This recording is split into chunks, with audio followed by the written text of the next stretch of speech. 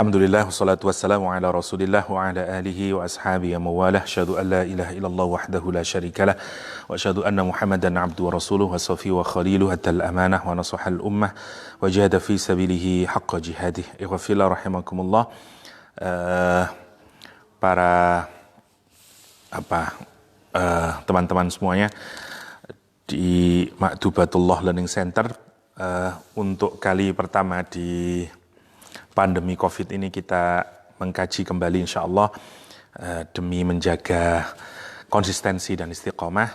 Kali ini kita pergi ke Egypt. Kita melihat surah Ghafir atau surah Al-Mu'min di ayat yang ke-28 insya Allah. Satu ayat saja karena baru awal ya, ayat yang ke-28 dari surah Mu'min. Kita mulai saja. Bismillahirrahmanirrahim. Wa qala rajulun mu'minun min ali fir'aun yaktumu imanahu ataqtuluna rajulan ayaqula rabbiyallah wa qad ja'akum bil bayyinati min rabbikum wa iyyaku kadhiban fa alayhi kadhibuh wa iyyaku sadiqan yusibkum ba'dul ladzi ya'idukum innallaha la yahdi man huwa musrifun kadzdzab. Oke. Ayat ini menarik untuk kita diskusikan karena dia merupakan kisah yang dinarasikan oleh Allah Subhanahu wa taala. Kadang-kadang narasi itu di dalam Al-Qur'anul Karim mengambil 3 model ya. 1 qiraah, 2 tartil, 3 tilawah. Jadi cara kita membaca Al-Qur'an itu ada al-qiraah, ada at-tilawah, ada at-tartil. Kalau al-qiraah itu kalau kita membaca 1 huruf atau 1 kata sudah bisa disebut dengan qiraah, karena qiraah itu tekanannya pada membaca. Hatta kita membaca 1 huruf dari Al-Qur'an saja itu sudah masuk, kita sudah memenuhi makna qiraah. Meskipun 1 huruf, misalnya kita baca qaf, nun, toha, itu sudah qiraah. Lebih dalam dari qiraah namanya at-tartil. At-tartil adalah cara membaca dengan cara penekanan kepada makhraj dan sifat huruf serta tajwid, karena tujuan dari tartil itu adalah membaca di mana orang yang mendengar itu akan memahami bacaannya. Jadi tujuannya adalah kita membaca agar jelas, clear bacaannya dan kemudian mudah untuk difahami. Namanya at-tartil. Sebagaimana di ayat Al-Quran, warattilil Qur'ana tartila. Dan yang ketiga namanya tilawah. Tilawah itu tekanannya adalah pada 2 hal. 1, karena akar katanya adalah talayatlu, to follow, mengikuti. Yang pertama penekanannya pada orisinalitas dan ketiadaan inovasi. Jadi kalau orang menarasikan tanpa ditambahi atau dikurangi namanya tilawah. Yang kedua, tilawah itu membaca yang kemudian harus diikuti dengan amal. Nah, karena itu tugas Nabi adalah tilawah. Kita juga mestinya perlakuan kita terhadap Al-Quran tidak hanya sebatas qiraah, tapi juga tilawah. Karena itu di Al-Quran misalnya, tugas pertama Rasulullah SAW yatslu alaihim ayatihi. Rasul menarasikan, membacakan Al-Quranul Karim. Apa maksudnya? Tidak ada tambahan, tidak ada pengurangan.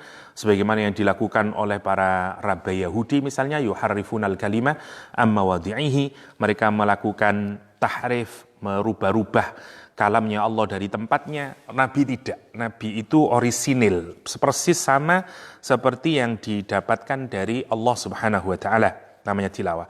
Yang kedua, apa yang dibacakan Rasulullah SAW itu mesti diikuti dengan amal. Karena itu Rasulullah menjadi Al-Quran Yamshi. Kenapa? Karena tugas Nabi tilawah. Nah, kisah biasanya di Al-Quran itu juga menggunakan kata tilawah.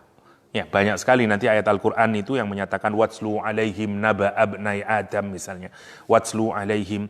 Kenapa kisah itu tekanannya pada tilawah? Karena harapannya dari kisah itu mestinya nanti ada ibrah yang kita ambil dan kemudian nilai ibrah itu yang harapannya nanti bisa kita translate ke dalam perilaku kita. Itu tujuannya. Oke. Dan cara Allah mengemas cerita itu menarik karena nanti kita bisa melihat ada sekian banyak hikmah dari cara Allah mengungkapkan cerita.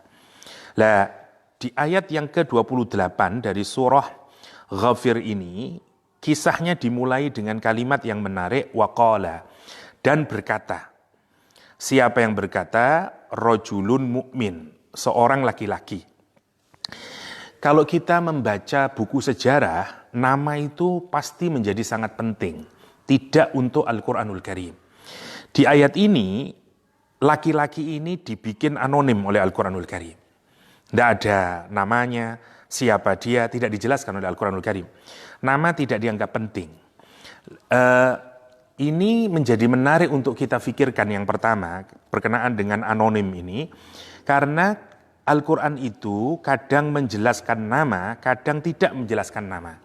Karena itu para ulama, mufassirin itu mencari tahu kenapa kadang Al-Quran menggunakan nama dan kadang tidak menggunakan nama.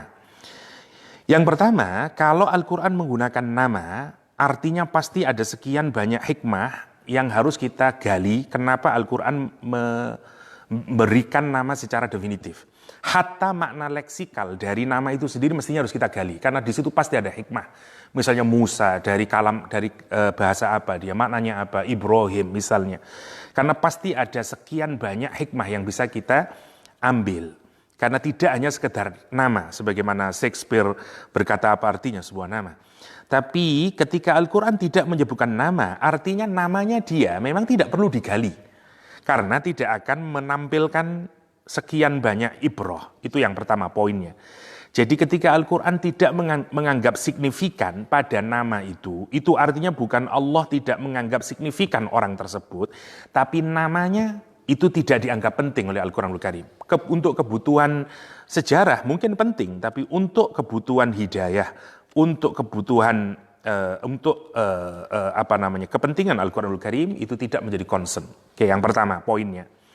Yang kedua, kalau Allah tidak menyebutkan nama, implikasinya adalah bahwa kejadian itu akan terulang kembali di dalam bentangan sejarah ke depan dalam kehidupan umat manusia. Ini salah satu mukjizatnya Al-Quranul Karim. Jadi kalau Allah memberikan anonim, itu artinya akan terulang lagi, akan muncul lagi figur yang boleh jadi memiliki kemiripan atau persis dengan tipikal orang yang digambarkan oleh Al-Quran secara anonim. Dan itu salah satu bagian dari min ajaibil Quran, ya, bagian dari keajaiban Al-Quranul Karim. Nanti kita lihat dalam sejarah, apakah ada rajulun mukmin dalam sejarah berikutnya, tahun-tahun berikutnya, ya. Oke, jadi nama tidak disebutkan, tetapi Allah memberikan 3 karakter di ayat ini yang justru ditekankan sebagai cara kita melihat sosok laki-laki yang anonim ini. Yang pertama mukmin, yang kedua ali Fir'aun, yang ketiga yaktumu imanahu. Ini sangat penting untuk kita diskusikan. 3 karakter ini justru dinilai Allah SWT sebagai karakter yang harus kita fahami. Tidak nama. 1 iman, 2 keluarga Fir'aun, 3 menyembunyikan iman. Ini tidak bisa dibalak-balik. Yang pertama, kita harus apresiasi karakter yang diberikan Allah agar kita tahu siapa laki-laki ini. Di Al-Quran menggunakan kata mukmin sebagai karakter pertama dari laki-laki anonim ini. Mukmin itu adalah orang yang beriman. Lekatan kata mukmin yang digunakan sebagai adjektif atau sifat dari rojulun ini menggunakan bentuk kata benda. Dalam kaidah tadabbur Quran yang pernah kita pelajari dulu, kalau kata benda itu implikasi maknanya adalah terhadap 2 hal, 1 ats-tsubut, 2 ad-dawam. Apa konteksnya? Artinya bahwa laki-laki ini memiliki iman yang tsubut, yang kokoh, yang mantap. Artinya Quran mengapresiasi orang ini meskipun anonim, tidak disebut namanya, tapi Allah memberikan karakter imannya sempurna, imannya kokoh, imannya kontinu terus-menerus. Karena al-ismu yadullu ala tsubut wad dawam. Ya, jadi ini yang penting untuk kita pikirkan. Ada orang yang imannya sempurna, imannya kokoh, teguh. Itu maksudnya Allah SWT. Yang pertama. Yang kedua, karakter dari orang ini adalah min ali Fir'aun, dari keluarganya Fir'aun. Keluarga di dalam Al-Quran menggunakan dua kata, satu ahlun, dua alun. Perbedaannya adalah kata ahlun itu dari kata ahalla yu'ahilu, ahala yu'ahilu. Ahlun itu artinya mencocoki atau menyesuaikan. Jadi penggunaannya di dalam Al-Quranul Karim, kata ahlun itu kalau ada kesesuaian orang yang dekat, ya, atau orang yang memiliki kecocokan, al-mulasiqun wal muqarrabun, kalau ada orang yang dekat atau orang yang cocok terhadap sesuatu, terhadap tempat, atau terhadap orang perorangan, itu bisa menggunakan kata ahlun. Karena itu misalnya ada ahlullah, misalnya ahlul bait, misalnya ahlul ilm. Jadi dia lebih luas cakupannya. Dari situ nanti maknanya berkembang menjadi penduduk, ya, dikaitkan, dinisbatkan. Jadi nisbatnya kalau ahlun itu bisa ke ashkhas, bisa ke orang, bisa ke amakin, ke tempat-tempat, ya, atau kepada asya, sesuatu, kata para ulama. Jadi maknanya menjadi lebar, bukan hanya keluarga. Kalau dikaitkan kepada orang menjadi keluarga, kalau dikaitkan menjadi tempat, dikaitkan tergantung, ya, kalau ahlun. Sementara kalau alun itu hanya bisa ke ashkhas, dia tidak bisa ke amakin, tidak bisa ke asya, hanya kepada orang saja. Nah, penggunaannya alun itu bisa karena hubungan darah atau bukan karena hubungan darah. Misalnya karena ideologi, karena pemikiran yang sama, itu bisa menggunakan kata alu. Nah, kita tidak dijelaskan di ayat ini, apakah rojulun yang mukmin ini bagian dari keluarganya Fir'aun karena hubungan darah, atau karena dia menjadi pengikutnya Fir'aun dalam pengertian dia satu political party misalnya, wallahu a'lam, kita tidak tahu. Jadi petunjuk yang kita dapatkan dari makna leksikalnya itu tidak memberikan indikasi, tetapi meskipun demikian makna yang lebih kuat memang biasanya dikaitkan dengan hubungan yang diikat karena ada pertalian darah. Karena itu banyak mufassirin yang menyatakan dia adalah ibnu ammi Fir'aun, anak dari pamannya Fir'aun, wallahu a'lam. Yang jelas dia bagian dari keluarganya Fir'aun. Sekarang kita lihat kenapa Allah menggunakan mukmin sebagai karakter pertama, baru kemudian alu Fir'aun. Kita tahu semuanya bahwa Mesir saat itu adalah satu imperium raksasa di mana kekufuran dan kemaksiatan atau nilai-nilai yang bertentangan dengan Islam itu menjadi senternya di sana. Dan di tengah-tengah senter itu adalah istananya Fir'aun. Sekarang bayangkan kalau kita ini hidup di tengah-tengah lingkungan atau environment yang semuanya melakukan kekufuran dan kemaksiatan, susah sekali orang memiliki karakter yang berbeda dengan apa yang ada di surroundingnya. Gini maksud saya, Indonesia saja misalnya, begitu musim sepeda pancal ya sekarang, semua orang beli sepeda pancal. Jadi kita ini makhluk sosial dan tekanan dunia sosial atau lingkungan kita itu sangat kuat membentuk diri kita. Karena itu misalnya cara bicara kita, semuanya, bahkan mimpi kita. Karena itu kata ilmuwan sosial, kita ini adalah tawanan dari kebudayaan kita, dari tren yang ada. Bayangkan sekarang ada orang yang hidup di pusaran kekufuran, di pusatnya kekufuran dan kemaksiatan, tapi dia tetap punya iman dan bukan iman yang biasa, iman yang sempurna, itu amat sangat menakjubkan.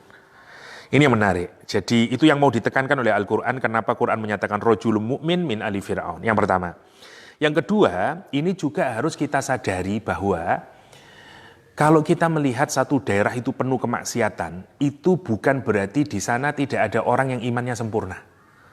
Kita ini sering menganggap bahwa misalnya kalau kita pergi ke Amerika Serikat, ke Rusia, ke China, kita merasa mungkin tidak ada wali Allah di sana. Tidak ada orang yang imannya mantap dan kokoh. No, kita lihat. Hatta di dalam istananya Fir'aun, Allah masih menyisakan ada orang yang imannya sempurna. Itu yang harus kita pikirkan berkenaan dengan iman ini. Jadi iman itu bisa dikultivasi dimanapun, hatta di tempat yang paling buruk sekalipun. Itu yang kedua. Poin yang ketiga yang harus kita pikirkan adalah, mestinya orang yang punya iman itu, dia harus bisa mewarnai lingkungan dan bukan diwarnai dengan lingkungan. Itu poin sentralnya. Kita ini sering melihat ada orang yang mengaku punya iman, tapi seakan-akan imannya justru tergerus oleh lingkungan yang ada, culture yang ada. Itu tidak menunjukkan kemantapan iman. Karena mestinya iman itu yang harus memberikan kontribusi positif, mekonstruk, merekonstruk, dekonstruk lingkungan yang ada. Itu maksudnya hubungan antara mukmin sama alu Fir'aun. Yang ketiga, karakternya digambarkan oleh Al-Quran, yaktumu imanahu. Dia menyembunyikan iman, kitmanul iman. Dia menyembunyikan iman. Nah, sekarang mari kita lihat. Kita ini seringkali menyangka bahwa gambaran dari iman yang kokoh dan mantap adalah tidak menyembunyikan iman. Jadi makanya ekspresinya katakanlah ISIS atau apalah FPI misalnya, seringkali dikaitkan dengan kokohnya iman, jeritan Allahu Akbar dan seterusnya. Quran memperlihatkan bahwa tidak mesti demikian. Jadi gambaran iman yang kokoh itu bukan berarti orang di semua tempat dan di semua waktu dia harus menampakkan imannya. Ini yang harus kita ambil hikmahnya. Jadi kitmanul iman, menyembunyikan iman, itu juga bagian dari kesempurnaan iman seseorang yang dibenarkan oleh Al-Quranul Karim. Makanya nanti akan ini menjadi kaidah buat kita, kapan orang boleh menyembunyikan iman. Yang dimaksud menyembunyikan iman itu gini, iman itu kan sesuatu yang abstrak, adanya di dalam hati, ya karena dia al-iqrar atau al-yaqin fil qalb, ya. Dan kemudian yang dimaksud dengan menampakkan iman itu adalah jika iman yang ada dalam hati muncul dalam dua model, satu dalam bentuk perkataan, dua dalam bentuk perbuatan. Karena implementasi iman itu ada pada ucapan dan ada pada perbuatan. Ada pada amal jawareh kita dengan lesan kita, kan gitu. Jadi kapan orang boleh menyembunyikan iman? Jika situasinya seperti rajulun mukmin ini. Jadi rajulun mukmin ini digambarkan kalau kita baca riwayatnya, dia ini lama menyembunyikan imannya. Di tempat yang penuh dengan kekufuran dan maksiat, dia jaga imannya, dan Allah mengapresiasi imannya sebagai iman yang kokoh dan sempurna, meskipun dia tidak pernah menampakkan imannya. Ucapannya tidak menunjukkan dia seorang mukmin, katakanlah. Ya, sikapnya tidak menunjukkan misalnya tidak sholat dia, tidak kelihatan di tempat umum dia sholat, dia dan seterusnya. Ini penting untuk kita pikirkan. Kenapa? Karena pilihan dari laki-laki ini untuk menyembunyikan iman adalah pilihan yang sesuai dengan Al-Quranul Karim. Yang hari ini orang menyebut sebagai bagian dari maqasidus syariah. Karena tujuan dari syariat itu selain hifdzuddin adalah hifdun nafas. Maka menyembunyikan iman di saat amat sangat membahayakan, di kondisi yang tidak memungkinkan, bahkan mengancam nyawa yang secara usul fikih kita sebut dengan mudarat, maka orang boleh menyembunyikan iman.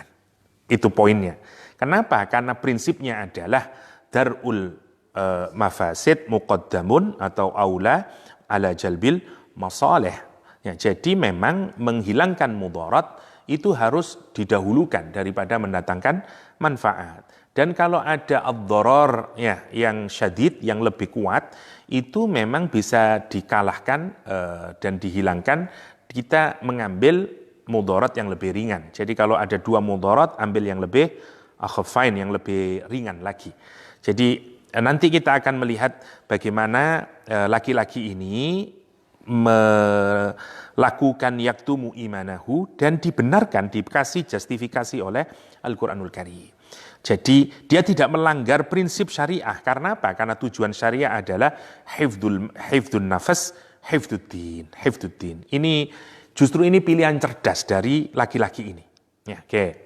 Tetapi nanti setelah yaktumu imanahu, kita juga diperlihatkan ucapan dari laki-laki ini. Artinya begitu dia mengucapkan sesuatu ini berarti sekarang dia ngapain? Menampakkan imannya. Lah kapan orang boleh menampakkan imannya meskipun di situasi yang amat sangat bahaya? Nanti kita melihatkan jika bahaya yang dihadapi lebih berat, maka dia harus mencari bahaya yang lebih ringan. Ya, nanti kita lihat konteksnya. Jadi 3 karakter ini dijelaskan oleh Allah SWT untuk mensifati laki-laki ini. 1 mukmin, 2 ali Fir'aun, 3 yaktumu imanahu. Ini penting untuk kita pikirkan karena kita tidak pernah tahu. Boleh jadi kita nanti akan tinggal di satu daerah yang seperti istananya Fir'aun, seperti Egypt pada zaman Fir'aun, penuh kekufuran. Ya, saya teringat bahkan ada seseorang di Amerika Serikat pasca 9/11 bertanya kepada Abul Fadl, katanya dia bahwa kalau saya pakai jilbab maka keamanan saya makin terancam karena banyak orang melakukan stabbing atau menusuk perut orang-orang yang menggunakan jilbab setelah penyerangan 11 September di Amerika Serikat. Pertanyaan si muslimah itu adalah apakah kalau saya tidak mengenakan jilbab untuk saya merasa lebih aman ketika saya naik kereta api dibenarkan dalam agama. Nah, ini kan menarik karena kita tidak pernah tahu kita ini akan berada pada situasi yang seperti apa. Rajulun mukmin ini memberikan batasan kepada kita ya, bahwa kalau orang yaktumu imanahu itu bukan berarti dia tidak rajulun mukmin. Dia tetap punya iman yang sempurna. Kenapa? Karena kitmanul imannya itu berada pada kondisi yang darurat. Oke. Jadi ayat ini berkisah tentang ada seorang laki-laki yang menyembunyikan imannya. Kita tidak dijelaskan berapa lama dia menyembunyikan imannya, tapi kemudian laki-laki ini speak up. Laki-laki ini tiba-tiba berbicara, dan saat dia berbicara itu direkam oleh Al-Quranul Karim. Dan dijadikan teladan buat kita semuanya sampai yaumul qiyamah. Ini kan menarik. Kenapa? Karena ini adalah ucapannya laki-laki yang sempurna imannya di tengah situasi yang amat sangat berbahaya ketika dia menampakkan keimanannya. Karena itu ayat ini diawali dengan kata waqala. Oke. Kapan dia mengucapkan? Kita runut ke belakang sedikit. Kejadiannya adalah ketika Fir'aun, kalau kita buka ayat sebelumnya, itu berkenaan dengan keputusan polisinya Fir'aun untuk membunuh Musa dan pengikutnya Nabi Musa alaihissalam. Kejadiannya adalah begini, Nabi Musa alaihissalam, kita ketahui bersama, dulu adalah diselamatkan oleh Imra'atu Musa, oleh istrinya Fir'aun, ya, dan kemudian dirawat sampai kemudian menginjak remaja, saya katakanlah 20, 30 years, saya tidak tahu untuk berapa usia remaja. Kemudian terjadi kesalahan itu, memukul orang Kipti, dan Al-Mala Mesir ya itu memutuskan untuk membunuh Musa di tempat. Logikanya kenapa mereka melakukan keputusan untuk boleh membunuh Musa di tempat? Karena sebenarnya Musa orang Bani Israel dan semua penguasa, menteri, para jenderal, para polisi ini adalah orang-orang Kipti. Tentu saja mereka nggak suka kalau the Prince of Egypt, yaitu Musa alaihissalam yang nanti akan naik menjadi the king. Mereka tentu saja secara politik lebih senang dipimpin oleh orang Kipti sendiri. Tetapi kenyataannya adalah Musa adalah Prince of Egypt. Dan mereka mencari cara bagaimana untuk mengusir atau men-tackle Musa. Nah, kesempatan itu adalah kesempatan paling terbaik karena Musa dianggap melakukan kesalahan, melakukan pembunuhan, maka dalam hukum Mesir kalaupun dia ditembak di tempat itu boleh saja tanpa dia bertanya dahulu kepada Fir'aun saat itu. Dan nanti Al-Quran menjelaskan begitu para jenderal ini, Al-Mala ini ya memutuskan untuk membunuh Musa, Ada ayat Al-Quran di surat Al-Qasas yang menyatakan waja'a rajulun min aqsal madinati yas'a, dan berkata kepada Musa, innal mala'a ya'tamiru, sesungguhnya para malak itu sekarang telah membikin order, bikin perintah untuk membunuh kamu.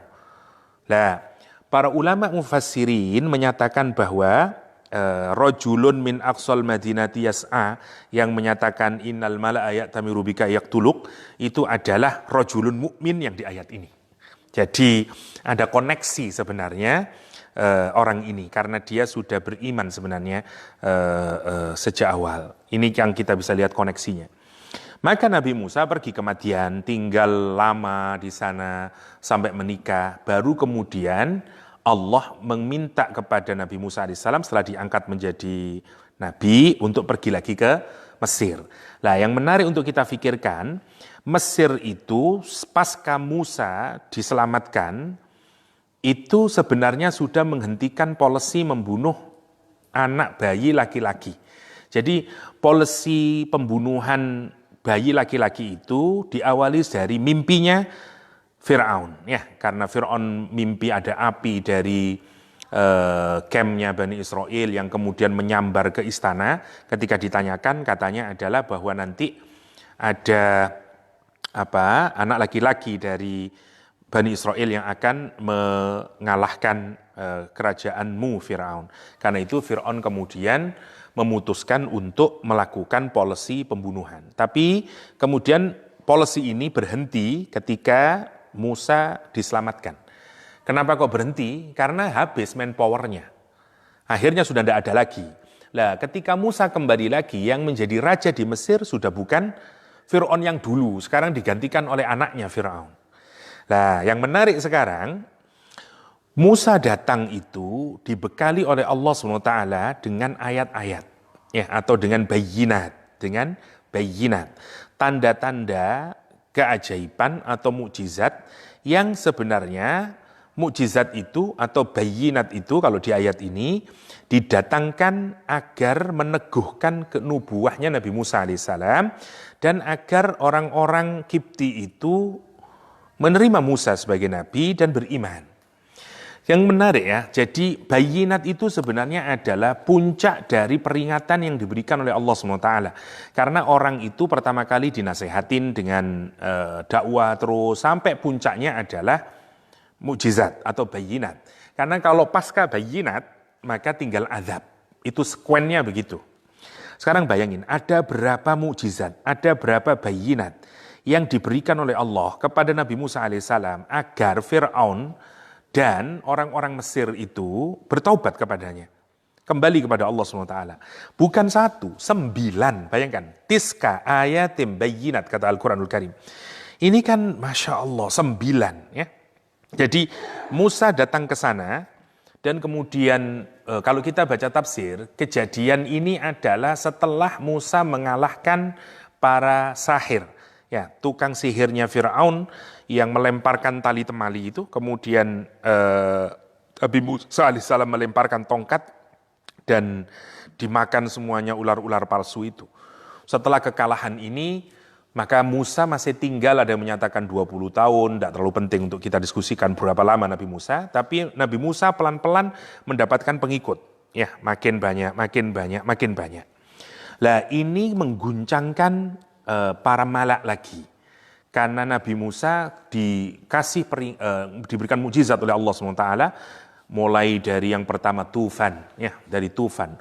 Ada hujan sangat deras, airnya memasuki semua rumah orang-orang Mesir. Dan tidak tahu gimana ceritanya, tiba-tiba ada hujan yang sampai menggenangi semua rumahnya. Mereka datang ke Musa, minta kepada Musa agar menghilangkan airnya. Musa berdoa kepada Allah SWT, harapannya ini bayinat ini mengantarkan dia untuk taubat, tapi begitu air hilang mereka tidak percaya.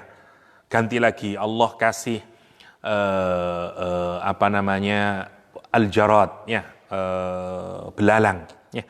Kasih belalang merusak seluruh pertaniannya, bahkan memakan pintu dan fondasi rumahnya orang-orang Kipti. Tapi sekali lagi terus wal kummal, kutu, wad dofade, kata, waddam, darah, Jadi ada 9 ya yang mukjizat yang diberikan Allah kepada Nabi Musa alaihissalam sebagai peringatannya. Satu tongkat al-asa, yang kedua aliyat, tangannya Nabi Musa yang mengeluarkan cahaya putih, dan seterusnya ya, seperti tofan ya, kummal, dofade, al-jarat, ada 9 semuanya yang diberikan oleh Allah kepada Nabi Musa. Singkatnya, begitu sekarang Nabi Musa alaihissalam mulai mendapatkan pengaruh di Mesir, para menteri, para jenderal malah ini berkumpul kembali. Keputusan mereka adalah ini harus kita hentikan Musa ini. Kalau enggak ini bahaya buat politik kita. Dan polisinya adalah, keinginan mereka adalah bunuh Musa dan bunuh semua pengikutnya Nabi Musa. Meskipun tetap menggunakan redaksi yang sama, bunuh anak laki-lakinya dan biarkan perempuannya.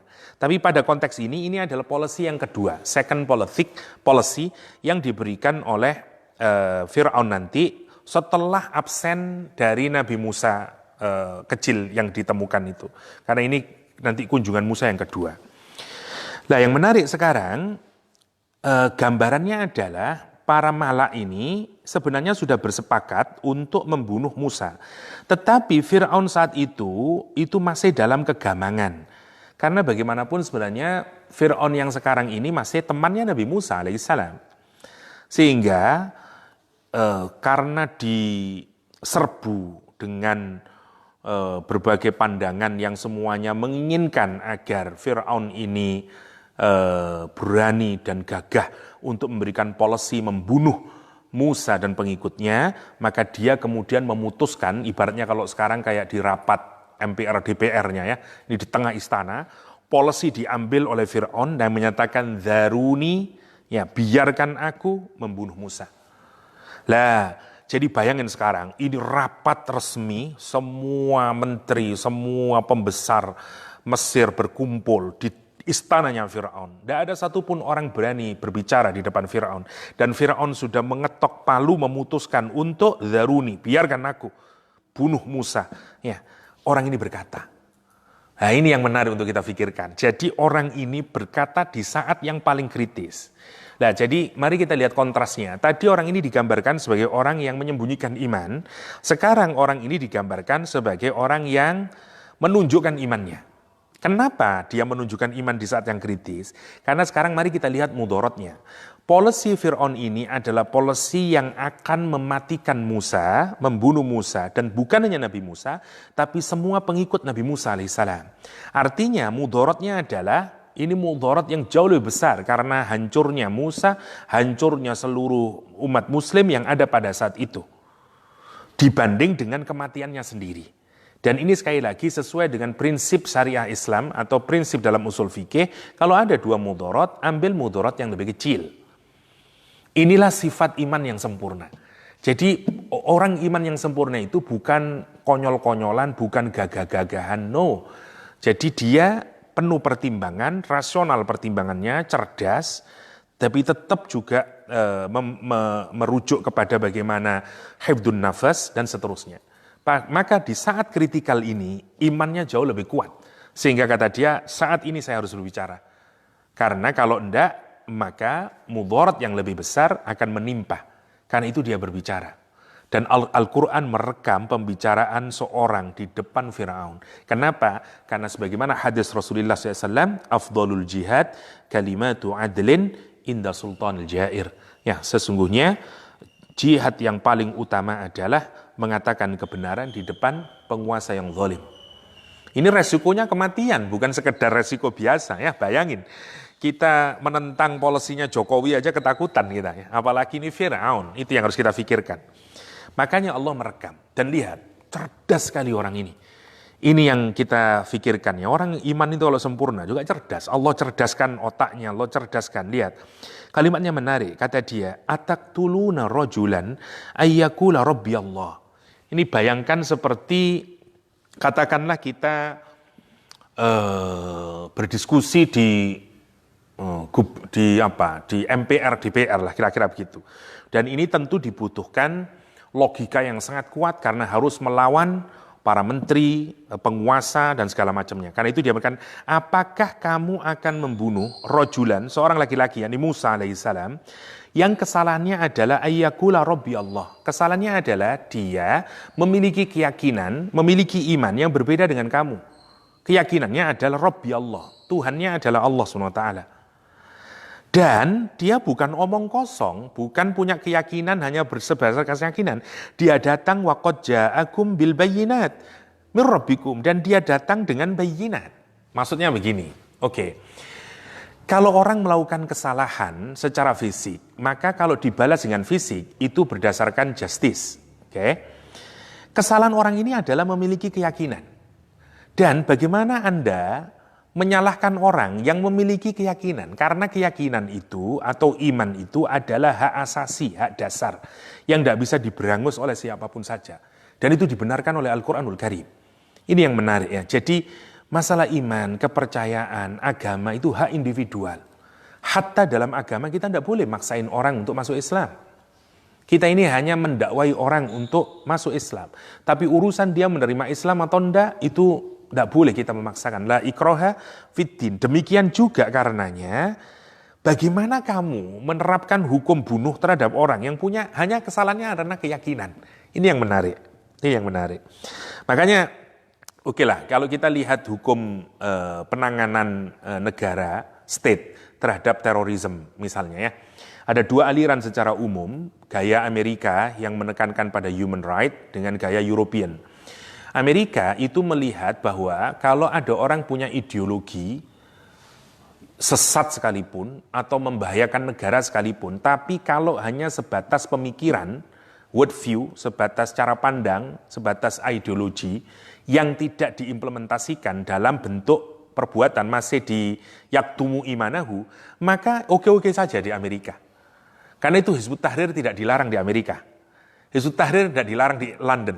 Hizbut Tahrir tidak dilarang di Inggris. Kenapa? Karena cara penanganannya begitu. Selama dia tidak wujud dalam bentuk gerakan yang membahayakan dan hanya sebatas ide, it's okay. Karena itu bagian dari asasi. Okay? Sementara European tidak begitu penanganannya. Ide yang negatif itu sudah bisa ditangkap dan diberangus. Kenapa? Karena ini cukup membahayakan. Jadi dia mengukur bahaya itu tidak hanya sebatas pada sikap, tapi juga pada ide. Karena itu untuk European tidak boleh. Hizbut Tahrir tidak hidup di Jerman misalnya. Nah, katakanlah dua pendekatan ini, kalau mau kita bandingkan dengan polisinya Fir'aun, mana yang lebih worse? Fir'aun. Jadi mau Amerikan atau mau European, itu masih sebatas memberangus ide.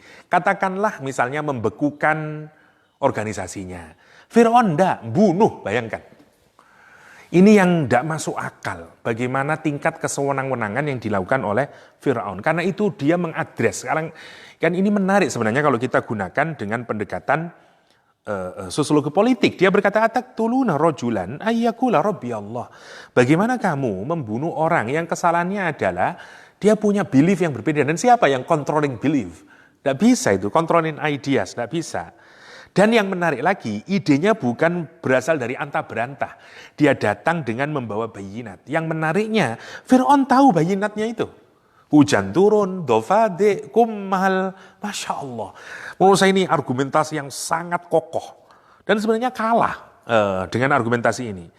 Yuk bagaimana, misalnya, bagaimana Musa tidak mempunyai keyakinan demikian karena kamu masih ingat banjir yang menimpa kita.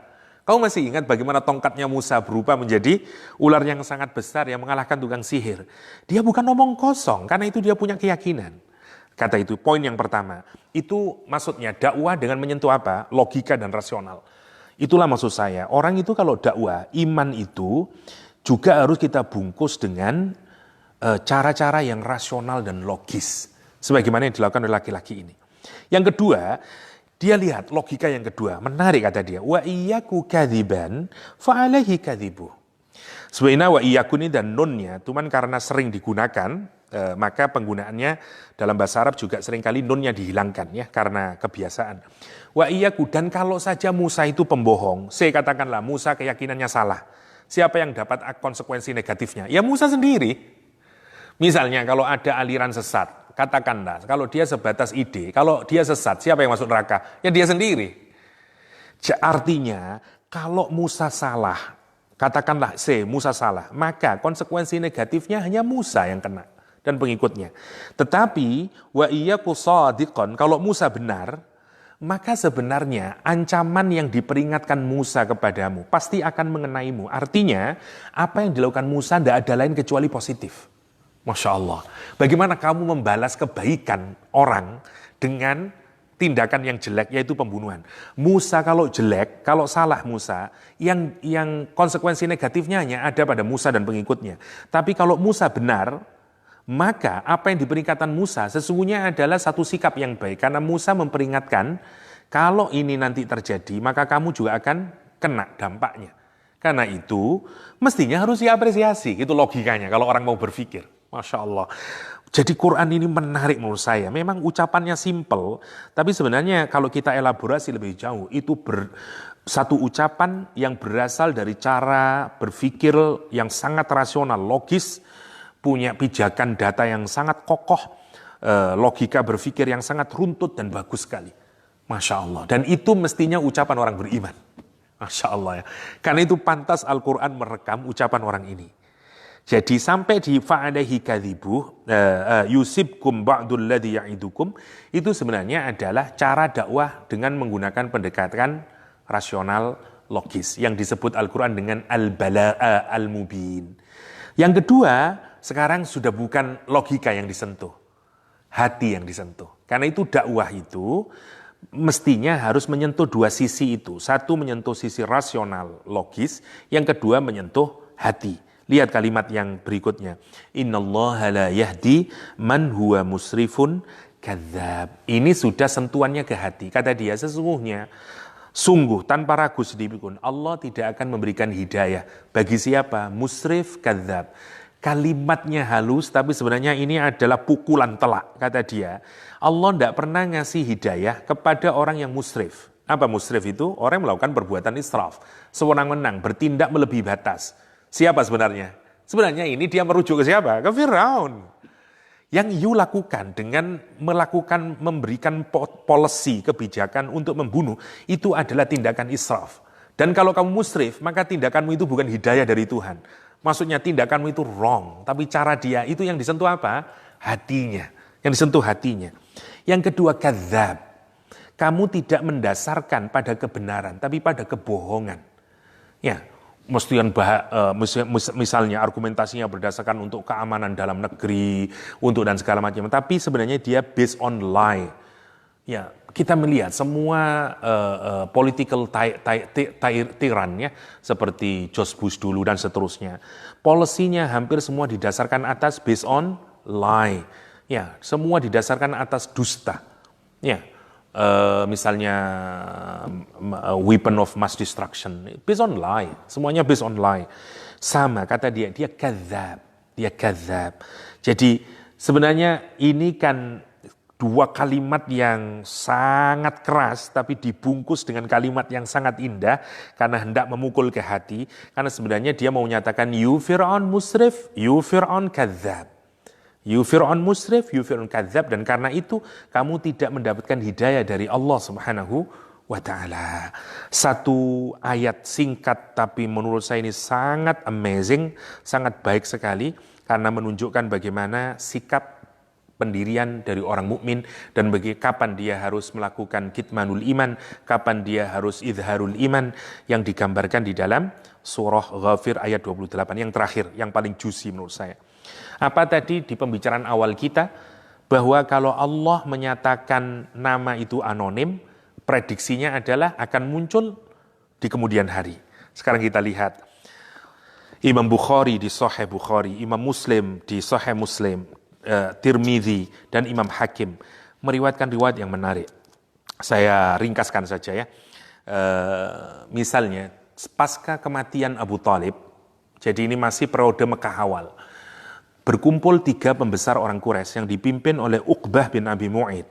Nanti dibaca di Tabari ada, di Maraghi ada. Uqbah bin Abi Mu'aid berkumpul untuk membunuh Rasulullah SAW. Rasulullah SAW hendak sholat di pelataran Ka'bah saat itu. Begitu Rasulullah masuk, dicerca dengan pertanyaan oleh Uqbah bin Abi Mu'ayt dan teman-temannya. Hei, kamu ya Muhammad yang melarang kita untuk beribadah kepada Tuhan-Tuhan kami, Latta, Manat, Hubal. Iya, kata Rasulullah SAW. Kamu ya yang mengajak untuk menyembah kepada ilahan wahida. Naam, kata Rasulullah SAW. Setelah Rasul menjawab, Rasul terus menuju Ka'bah untuk menunaikan sholat. Begitu Rasulullah sholat, bifana'il Ka'bah, Aqbala Uqbah bin Abi Mu'ayt. Datang Uqbah bin Abi Mu'ayt, fa'akhada bimangkibi Rasulullah SAW. Dia mengambil pundak Rasulullah SAW, walawa saubahu fi unukihi, dan kemudian dia mengikatkan kainnya di lehernya Rasulullah Sallallahu Alaihi Wasallam, fakhonaqahu khanqan sadidan, dan kemudian menarik kain itu di lehernya Rasulullah dengan tarikan yang sangat keras. Dalam riwayat Imam Tirmidzi, sampai Rasulullah itu menjerit minta tolong. Pertanyaannya, ada orang yang menolong? Enggak ada orang yang menolong. Pertanyaan saya, kenapa? Karena orang kitmanul iman. Situasinya sebenarnya ini situasi istananya Fir'aun. Mekah saat itu persis seperti istananya Fir'aun. Orang muslim periode awal itu masih sangat sedikit. Takut orang untuk menunjukkan iman. Kenapa? Karena resikonya dibunuh. Kan itu Bilal bin Rabah. Ya, begitu ketahuan dia mukmin, apa yang dilakukan? Dibunuh, ya, ditindih batu, Ammar bin Yasir, dan seterusnya dan seterusnya. Ini kan persis situasi Firaun saat itu. Apa yang terjadi kemudian? Begitu Rasulullah menjerit, ada seseorang mendatangi Abu Bakar As-Siddiq, dan dia berkata kepada Abu Bakar, lihatlah temanmu. Abu Bakar lari menghampiri Rasulullah SAW. Apa yang dilakukan Rasulullah SAW? Fa'akhada bimangkibai, dan Rasul kemudian menarik pundaknya Uqbah bin Abi Mu'ayt, wa dafa'ahu anin Nabi, dan menjauhkan, mendorong. Ini hebatnya Abu Bakar. Padahal Abu Bakar itu slim person, dia orang kecil, dia orang yang kurus. Tapi lihat, baik, sekarang bandingkan, siapa sekarang yang rajulun mukmin min ali Fir'aun, kalau di surat Ghafir sekarang rajulun mukmin. Ya, Masya Allah, Abu Bakar As-Siddiq, dia datang menarik pundaknya Uqbah, mendorong Uqbah jauh dari Nabi, dan kemudian dalam riwayat Imam Tirmidzi memeluk Rasulullah SAW, dan dia menjerit yang paling juicy. Apa itu Abu Bakar? Abu Bakar mengucapkan kalimat yang sama persis 100% seperti yang diucapkan oleh rajulun mukmin di surat Ghafir. Ataktuluna rajulan ayyakula rabbiyallah, kata dia. Masya Allah. Apakah engkau akan membunuh seorang laki-laki yang kesalahannya hanyalah menyatakan Robnya adalah Allah? Saya baca riwayat ini, dengar saya, subhanallah, betapa hebatnya Al-Quran ketika memprediksikan rajulun dengan kalimat anonim, karena nanti memang dalam sejarah ke depan akan muncul lagi. Dan ini tidak akan berakhir, karena nanti akan ada situasi-situasi di mana ada orang mukmin yang memang harus kitmanul ilm, kitmanul iman, dan mungkin akan ada kondisi di mana orang muslim yang harus idharul iman. Ya, seperti saya punya teman orang Birma, orang tuanya dibunuh oleh pemerintahan komunis, dan dia melarikan masuk ke hutan sampai di Malaysia dan seterusnya. Memang itu bukan berarti dia tipis iman. Kalau ada orang menyatakan, ngapain kamu takut, kan nanti masuk surga. Juga bukan gitu, karena tujuan syariah adalah hifdun nafas. Hifdun nafas. Masya Allah ya. Ali bin Abi Thalib, saya bacakan, wa akhraja Bazzar wa Abu Nu'aim fi fadailis sahabah. Dalam fadailus sahabah, Ali bin Abi Thalib menarik. Suatu hari kata Ali bin Abi Thalib bertanya, ayuhan nas, hei orang-orang. Kata dia, akhbiruni min asja'in nas. Kabarkan kepadaku siapa orang yang paling berani. Kata Ali bin Abi Thalib, qalu anta, kamu hai Ali. Kata dia, qala, kata Ali, amma inni ma baraztu, kata Ali, kalau aku ini bukan orang yang berani, karena aku ini setiap aku perang melawan seseorang, aku itu sudah bisa mengukur orang ini pasti kalah lawan saya. Sehingga saya ini bukan orang yang berani, karena katakanlah seperti beginilah, saya 100 kilo, lawan saya 70 kilo atau 50 kilo. Lah ya bukan berani lah. Katakanlah saya robohin aja, kalah dia. Gitulah kira-kira. Ali menyatakan bukan saya. Walakin akhbiruni an asja'in nas. La na'lam, kata orang-orang. Kami tidak tahu kalau demikian Ali. Faman, maka siapa? Qala, lihat jawaban Ali. Abu Bakrin. Abu Bakar. Kenapa Ali kemudian menarasikan cerita ini? Ra'aitu Rasulullah SAW. Kenapa Ali kok tidak bisa bantu saat itu? Karena Ali masih kecil. Peristiwa ini adalah Rasulullah dan Abu Bakar terpaut 2 tahun. Ali masih anak kecil. Dan dia menyaksikan dengan matanya. Tidak ada orang yang berani keluar membela Rasulullah. Satu-satunya orang yang berani keluar membela Rasulullah adalah Abu Bakar As-Siddiq. Abu Bakar As-Siddiq. Dan kemudian Ali menyatakan, fawallahi, kata dia, demi Allah, kata Ali bin Abi Thalib, seharinya Abu Bakar pada saat itu jauh lebih baik daripada rojulun mukmin yang ada di surat Ghafir, kata Ali bin Abi Thalib. Kenapa? Karena orang mukmin yang di surat Ghafir itu masih menyembunyikan imannya, sementara Abu Bakar As-Siddiq dia tegaskan imannya, dia habiskan hartanya, dan dia berikan darahnya untuk perjuangan agama ini. Itu appraisal yang diberikan oleh Ali bin Abi Thalib kepada Abu Bakar As-Siddiq. Ini juga menjadi jawaban kita kalau kepada orang Syiah yang menjelekkan Abu Bakar As-Siddiq. Fawallahi la sa'ah min Abi Bakrin khairun min mithli mu'mini ali Fir'aun, kata Ali bin Thalib. Dzalika rajulun yaktumu imanahu fa asnallahu alaihi fi kitabihi wa hadha rajulun a'lana imanahu, kata Sayyidina Ali. Sementara ini, laki-laki ini yaitu Abu Bakar As-Siddiq menampakkan imannya. Wa badzala maluhu, menghabiskan hartanya, wa damuhu, dan darahnya. Masya Allah, itu menariknya ayat ini untuk menjadi renungan kita, bagaimana kita ini menampakkan iman, mengokohkan iman. Ya. Jika rajulun mukmin di masa Musa alaihissalam kemudian diteruskan oleh Abu Bakar As-Siddiq, pertanyaan selanjutnya adalah who is the next rajulun mukmin? Ya. Demikian mungkin yang bisa kita sharingkan untuk pertemuan sore ini.